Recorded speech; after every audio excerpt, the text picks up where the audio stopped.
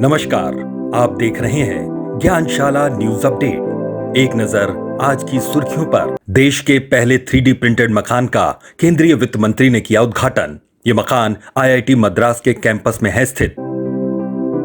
चीन बनाएगा अपना स्थायी अंतरिक्ष स्टेशन, पहला मॉड्यूल तिहाने लॉन्च। पाइथन 5 मिसाइल तेजस के बेड़े में शामिल, यह बियॉन्ड विजुअल रेंज तक मार करने में है सक्षम। वर्ष 2020 में वैश्विक CO2 उत्सर्जन में 5.8% की कमी, इसके बावजूद वायुमंडल में CO2 सांद्रता सर्वाधिक। अब समाचार विस्तार से। केंद्रीय वित्त मंत्री निर्मला सीतारमण ने IIT मद्रास कैंपस में निर्मित भारत के पहले 3D प्रिंटेड मकान का उद्घाटन किया। इस 3D प्रिंटेड मकान को IIT मद्रास के स्टार्टअप तवस्ता मैन्युफैक्चरिंग सॉल्यूशंस द्वारा बनाया गया है। तवस्ता मैन्युफैक्चरिंग सॉल्यूशंस स्टार्टअप की शुरुआत IIT मद्रास के 3 विद्यार्थियों ने वर्ष 2016 में की थी। तवस्ता द्वारा विकसित इस कंक्रीट 3D प्रिंटिंग टेक्नोलॉजी के उपयोग से मकानों को बहुत कम समय में बनाया जा सकता है। मकानों के लागत में लगभग 30% की कमी आएगी, साथ ही कार्बन फुटप्रिंट में भी कमी होगी। इस क्रांतिकारी तकनीक के महत्व को इस बात से भी समझा जा सकता है कि IIT मद्रास कैंपस में निर्मित 600 स्क्वायर फीट के इस मकान को बनाने में केवल 5 दिन का समय लगा है। 3 डायमेंशनल या 3D प्रिंटिंग तकनीकी विनिर्माण की एक तकनीक है जिसका उपयोग कर विभिन्न वस्तुओं को जैसे सुई, खिलौने, मूर्ति आदि को प्रिंट किया जा सकता है, वैसे ही जैसे हम प्रिंटर से प्रिंट निकालते हैं। इस प्रिंटिंग के जरिए तैयार किए जाने वाली चीज की लंबाई, चौड़ाई, ऊंचाई, मोटाई, गहराई सब कुछ तय किया जा सकता है। कई बार वस्तुओं के अलग अलग हिस्से को प्रिंट करके असेंबल भी किया जाता है। 3D प्रिंट लेने से पहले वस्तु का डिजिटल या वर्चुअल मॉडल तैयार किया जाता है। डिजिटल मॉडल या virtual model computer graphics software के जरिए तैयार होता है।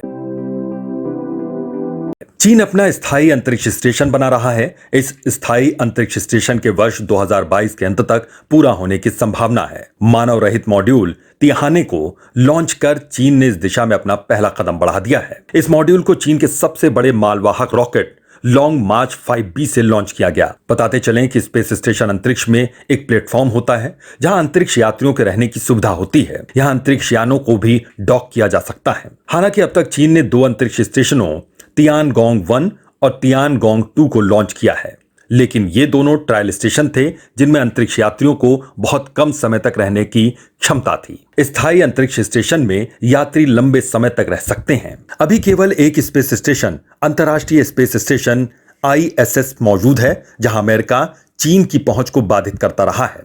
अंतर्राष्ट्रीय स्पेस स्टेशन संयुक्त राज्य अमेरिका, रूस, यूरोप, जापान और कनाडा द्वारा समर्थित है। Air to air missile Python 5 के सफल परीक्षण के बाद इसे सैन्य उपयोग की मंजूरी मिल गई है। पाइथन 5 मिसाइल को इजरायली रक्षा company Rafael advanced defence system ने विकसित किया है। यह इंफ्रारेड और इलेक्ट्रो ऑप्टिकल इमेजिंग के जरिए गाइड होती है। इसकी रेंज 20 किलोमीटर से भी अधिक है, यानी दुश्मन का जहाज अगर 20 किलोमीटर दूर हवा में स्थित है और वो दिखाई नहीं दे रहा तो भी ये उसे नष्ट कर देगी। यह हवा से हवा के साथ साथ सतह से हवा में भी मार करने में सक्षम है। इसे स्वदेशी लाइट कॉम्बैट एयरक्राफ्ट तेजस के बेड़े में शामिल किया गया है। तेजस विमान का निर्माण हिंदुस्तान एरोनॉटिक्स लिमिटेड ने किया है।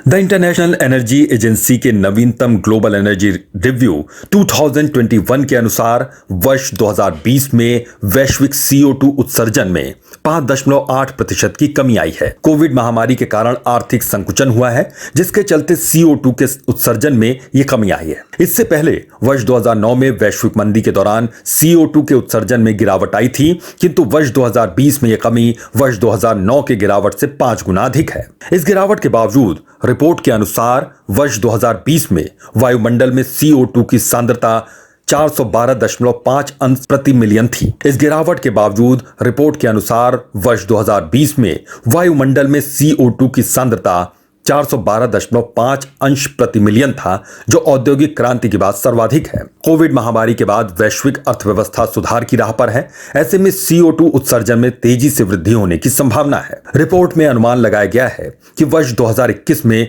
यूरोपीय संघ के कुल उत्सर्जन के 2/3 के बराबर CO2 उत्सर्जन में और वृद्धि होगी। इन्हीं खबरों के साथ आज की अपडेट्स समाप्त होती हैं। नमस्कार।